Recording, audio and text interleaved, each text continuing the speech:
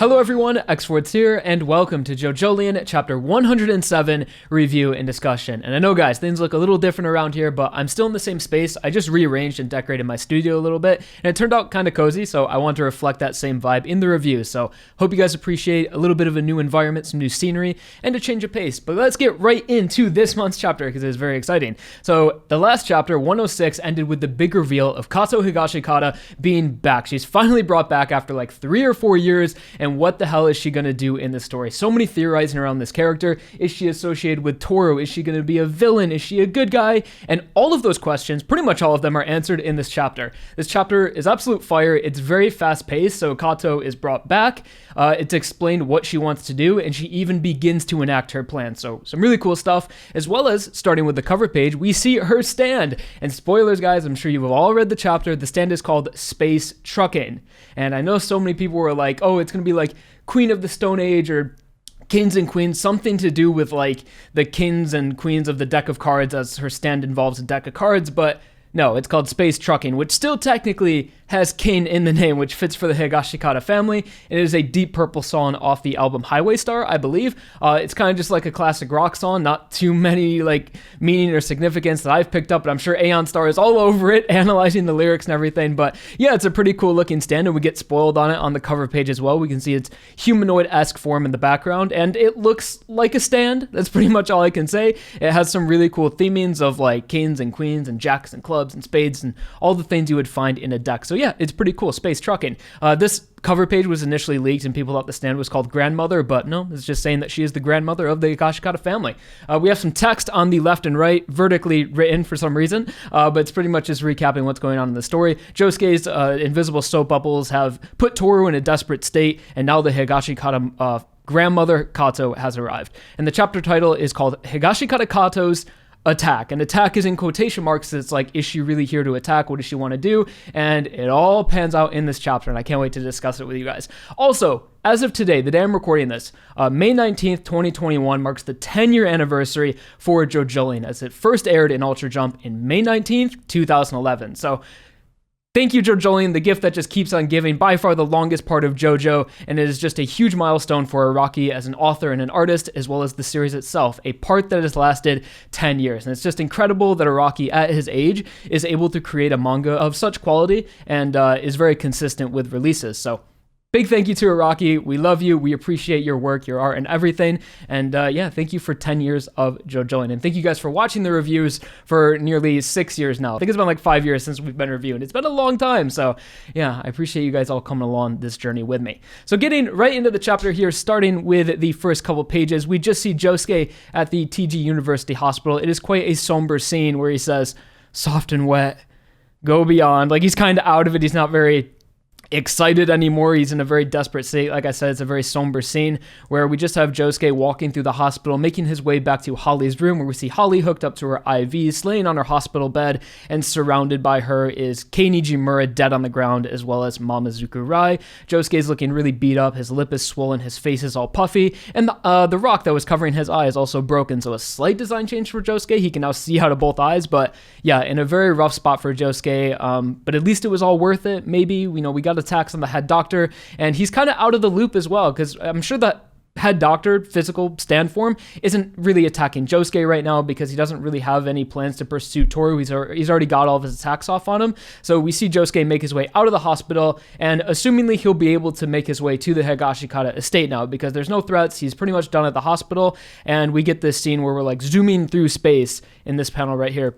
Like, we're zooming over to the Higashikata house. So I'm sure the next like 2 chapters will be focused on what's going on with Kato and all of that. And then maybe in chapter like 110, 108, something like that, Josuke will appear at the house and finally be able to meet up, because he doesn't really have anything else to do but to get back with the gang. So now getting into Kato at the garage of the Higashikata estate, where we finally get to see what this character is doing in the story again. She is just the star of this chapter. So pretty much getting right where we left off at the end of 106, where we see Kato Kato right above Toru looking up at her, and Yasuo being very surprised that Kato is here. And we've been waiting to hear Kato talk for so long. Is she going to talk to Toru? Is she going to talk to Yasuo? Is she going to say anything? And the first thing she says is Inka no Mazame potatoes. And it's just like, as soon as I read that, I was like, okay, classic Araki. And she just goes off on this potato recipe, but it's actually kind of sweet because she's talking about how she lives in an apartment nearby. And the whole reason she's here, the whole reason she's in this garage is a coincidence. She simply made a dish. It's like a potato stew that her family used to like when they were little. And Jobin had mentioned to her that, Mom, I would really like your soup again. So she made it and brought it over. And she brings over this pot of soup to the house, and she sees pretty much Jobin dead in the hallway. And that's why she's so upset right now. She literally just brought soup over for her family. And it's just by coincidence that she is now in this situation where she's pretty much going to fight Toru. So no, Kato is not a rock human. She's not the main villain antagonist. She doesn't have pretty much any affiliation with Toru that we know right now. She's simply a caring mother that is living in an apartment, that was thinking about her kids and wanted to make them soup and have some sort of relive some nostalgic memories of when they were kids. And she's just thrown into this really desperate situation where Norisuke's dead. Not quite dead, maybe dead. Jobin's dead. Joshu's like incapacitated. So she's just thrown into this situation, and that's the reason why she's here. And I think that's really great for Kato. I really didn't want her to be brought back and be like, oh, Toru, you disappointed me. Now I got to do this myself. Or her be this big bad guy in the background pulling the strings and all of this. I like how her character is still fundamentally what it's always been, just the mother or the grandmother of Tsurugi and the mother of the Higashikata family. So I like where Araki's going with this, and it gets even better as we go through the chapter, and she has like sort of a motivation of her own in the situation and a reason to fight Toru. So now we get that explanation of why Kato is here, and it's funny seeing Yasuo's reaction, how like understandably, the only thing she cares about in the world right now is defeating Toru. So she's like, okay, that's cool that you're here, Kato, but like, don't go near Toru. She kind of explains the equivalent exchange and how he just ate a piece of the fruit. So what Toru wants to do right now is get close to anyone he can touch to kind of drain their life force and have some sort of comeback in this situation, because he's down bad right now. And Yasuo explains it pretty well. She's like, okay, if we just stay away from him, the way his stand works is that if you try to attack him, if you try to pursue him, it'll attack you. So if we just stay away from this guy, he will eventually die. So Yasuo is just really relaying to Kato and pretty much everyone around that just don't go near him, no matter how bad he agitates you or tells you anything, just don't go near him. So Toru pretty much knows that he has to get desperate here if he has any chance of survival. So in the garage, he like knocks over a toolbox and picks up this serrated knife. And he's going towards Kato. He's like, I'm going to kill you, I guess. He wants to kill Kato now. Which is funny seeing Toru in this desperate situation here, just kind of trying anything he can possibly to get himself out of this situation after he's been pretty much untouchable for almost 2 years now throughout all of Wonder of You. So it's kind of cool to see Toru just on his ass. And while he's approaching Kato, he has some pretty interesting dialogue where he spouts some villainy mumbo jumbo here, and he says there is a rock atop some other rocks, Higashikata Kato, and what the rock witnesses is only dreams and memories of the land, those cliffs, clear skies, rainbows, all of that. Those dreams remain that which remains in the end. Defeat or victory means nothing to that rock atop of those cliffs. But what about the dreams and memories of all of you? And this dialogue can be a little bit tricky, especially when he says what that rock witnesses is only dreams and memories. I hope you guys don't interpret this as like this rock in the Higashikata estate has some sort of powers or supernatural thing in the JoJo universe. I think what what Toru is just kind of explaining here is that, like, what do you want to accomplish when it's all said and done, when you're gone? What do you want these rocks to witness? Pretty much, what do you want to be remembered for within Morioh? What's your legacy, pretty much? What do you want to accomplish? Because to the rocks, it's meaningless. They just witness what happens. What do you want them to witness? And it all makes more sense as Toru's monologue continues, as he says, your eldest son, Jobin, all of the dreams, all of the memories of him, everything he wanted to accomplish are no more. And all these rocks are witnessing are his death right now, because I killed him. I pretty much took his life away before he was able to accomplish any of the dreams he had for your family. So yes, Toru did do that, and he's probably just saying this to agitate Kato a little bit. Maybe so she'll get close to him or attack him in some way. So we have Toru really just saying some really nasty things to Kato right now, and even bringing tears to her eyes. And she does pretty much exactly what Toru wants her to do, and it's for her to attack him. But if you remember the chapter title, Kato's attack, it's in quotation marks. During this entire chapter, you might question why the Wonder of You never attacks Kato. Why does Kato never undergo a calamity? And we'll see by the end, she never had any intention of attacking Toru or doing any damage to him whatsoever. And she even summons her space trucking, and no calamities happen to her as she just simply pins Toru to the ground.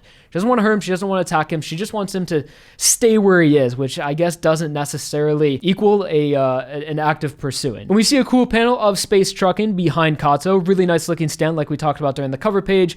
Motifs of the deck of cards. And it looks like a JoJolion stand, very robotic, but having that humanoid shape. So yeah, space trucking, pretty cool. I thought this stand maybe wouldn't even have a humanoid form. Maybe the stand would just be the object of the deck of cards, because stands that are bound to objects have been seen before, and we see a little bit of this stand's abilities, I guess, but it's pretty much what we've seen before. We've seen the stand used twice before, and it's when she released a chair out of a card that attacked Joshu, and when she was in prison, she hit a phone between it. So we pretty much already had the stand's ability figured out. It just creates pockets of space where she can hide things and bring things out of very quickly. That's pretty much what it is. And as Kato summons her stand space trucking on Toru and is trying to pin him to the ground, Toru is continuing on his villainous monologue, talking about how apparently he knows everything about Kato. He's like, the rumors I know about you are true, how 15 years ago you murdered a boy to save your son Jobin, and you went to jail for it, and everything you'll be remembered for. What these rocks are witnessing, what Kato Higashikata's legacy is only those of cruelty. Although if you really think about it, Kato she was turning lemons into lemonade. She was trying to make the best of a bad situation, because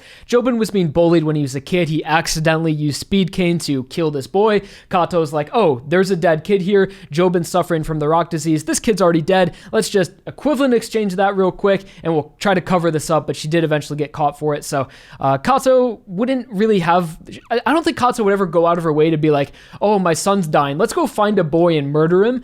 She's not that evil. She was just kind of put in a bad situation and tried to make the best of it. But as we'll see later in the chapter, like, her ethics scale is definitely more aligned with Jobin, and that's why Kato and Jobin have such a strong relationship and are so close to each other, because they think in a very similar way, and they're very separate from Norisuke, who's kind of over here on like the good and wholesome, and down here's like evil, and then here's like the gray area, and this is where more like Jobin and Kato align. And so yeah, Toru knows this. He's been around for so long. He's been that, background character lurking in the shadows.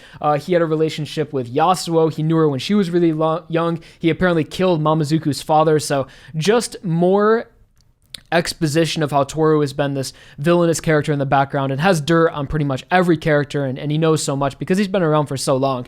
And then the worst thing he says is that none of the dreams Jobin held when he was alive were ever realized. Just really digging in the knife in Kato's wound right now of seeing her son dead, and just saying that everything you'll be remembered for, you were a cruel person. Cruelty and everything Jobin wanted to accomplish, everything he wanted to do for the family will never become realized because I killed him.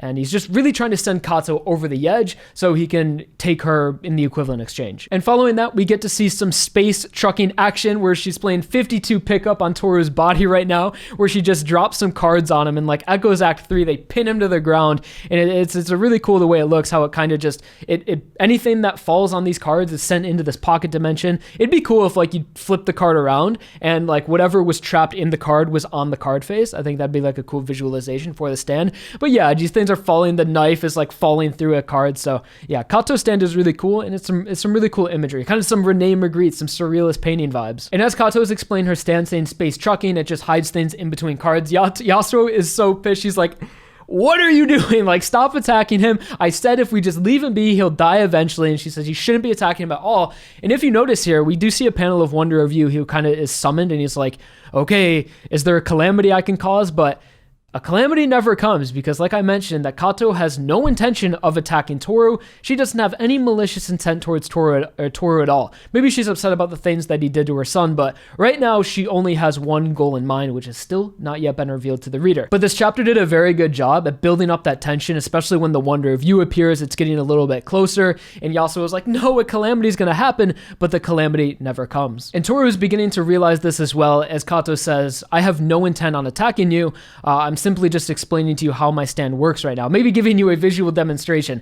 I'm not pursuing you. I'm just showing you how my stand works. And Toru's like, could you possibly have a different goal in mind? Like, so even Toru's confused on what Kato wants to do here. So Toru, being confused, just straight up asks Kato, he says, why are you here then? Like, I can't attack you because you're not pursuing me, so why did you come here? And Kato's like, I've already decided what I'm going to do. I'm just gauging on where we're going to go, I guess, just when to enact this plan that she has in mind. And then we see something begin to emerge from her cards, from space trucking,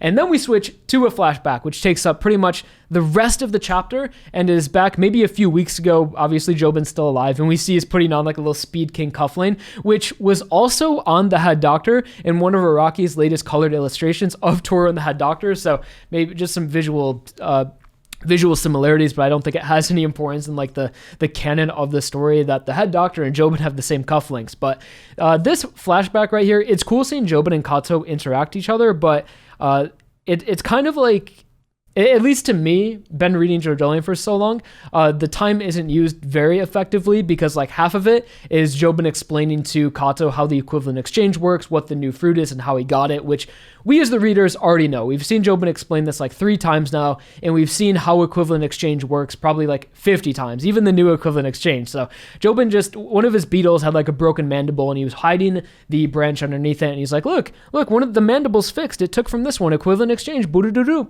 which I guess is necessary for Kato to understand what Jobin has right now and the powers it could have, as they kind of both realize that like, with this power, Jobin, we can break the curse of the Higashikata family. So all this dialogue, although for us, already heard it, it's very important for Kato's character to hear this. So she now has a goal, and she develops what she needs to do in the story. But my favorite thing about this scene is seeing the contrast between the mother and the father of the Higashikata family. How Kato, once Jobin explains how he got the branch and what he plans to use it for, Kato is so on board, and she so much understands Jobin. And she even says that it goes without saying that your family's good fortune outweighs ethics. Set your mind on that. So she's like, Jobin, you're doing a good thing here. What we can do with this branch is going to be able to break the Higashikata family curse. This is great. I want to help you with this. And she even says that like, I could use my stand to hide this. And she gives a visual demonstration of her using space trucking to hide the branch. But then she's like, but I won't do it. If you want me to do it, I'll do it, but I'm not gonna.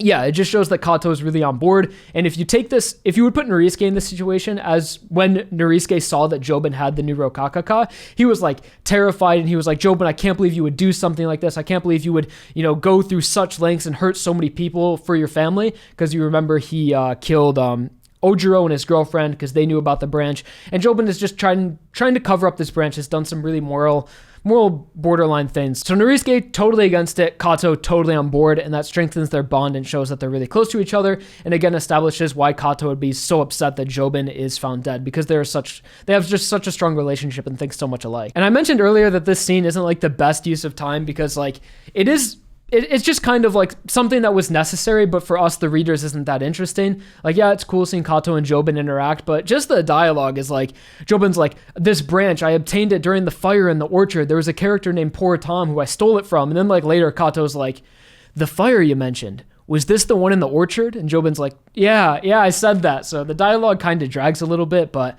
again, it is important for Kato to have this context so she can enact her plan and do what she's going to do at the end of the chapter. So then we cut back to present time from this flashback, and now we have a whole new perspective on Kato and what she wants to accomplish and the context of everything with her character. She's in the know, she knows what the new fruit is, she knows what it can do, and she knows how to break the Higashikata family curse. So now we see that Kato is essentially able to carry on Jobin's legacy and achieve what he wanted to achieve now that he's dead. So I think that's really cool, the way that Araki wrote Kato back into the story, because I think even I said a few months ago, or maybe a year ago, that like, because I was thinking so much of Kato in a sense of a villain, and I was like, I have no idea how Araki could write Kato into the story at this point, because again, it was just stuck in my head that she needed to be a villain because of the way that she was portrayed before, but she kind of just walks that same line as Jobin, as sort of like anti-hero, like doing bad things before a good cause, or what he believes to be a good cause. And I think that's really smart how she's brought back in, and at least to me, it's like, okay,